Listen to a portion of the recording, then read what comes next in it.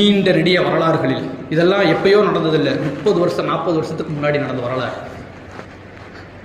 சுதந்திரத்தின் முதல் குரலில் துவங்கி சுதந்திரம் அடைந்து சுதந்திரத்திற்கு பின்னாலும் ஏன் நாளை ஒரு இஸ்லாமிய தேசமே இந்த தேசத்திற்கு எதிராக போர் தொடுக்கும் என்று இருந்தால், வெறும் நாடு பிடிப்பதற்காக இந்த தேசத்தை போர் கொடுக்கும் என்று இருந்தால், குர்ஆனும் ஹதீஸும் நமக்கு வழிகாட்டுகிறது இந்த தேசத்திற்காக ஷஹீதாகிற முதல் உயிர் ஒரு முஸ்லீமுடையதாக இருக்கும் நண்பர்களே. ஆனால் இன்றைய காலகட்டத்தில் நாம் 3ஆம் தர குடிமக்களாக 4ஆம் தர குடிமக்களாக வழிநடத்தப்படுகிறோம் என்கிற ஒரு எண்ணம் நமக்கு இருக்கிறது என்று சொன்னால் அது வரலாறை மறந்ததன் விளைவு நண்பர்களே. இந்த வரலாறு, இந்த நீண்ட நெடிய சுதந்திரம், இந்த தேசம் நம்முடைய முன்னோர்களால் கட்டமைக்கப்பட்டது. இந்த முன்னோர்களால் பெற்றுத்தரப்பட்ட சுதந்திரம் இது. இங்கு நம்முடைய தேசப்பற்றையும் நம்முடைய குடியுரிமையையும் வேறொருவருக்கு நிரூபிக்க வேண்டும் என்கிற அவசியம் நமக்கு இல்லை நண்பர்களே.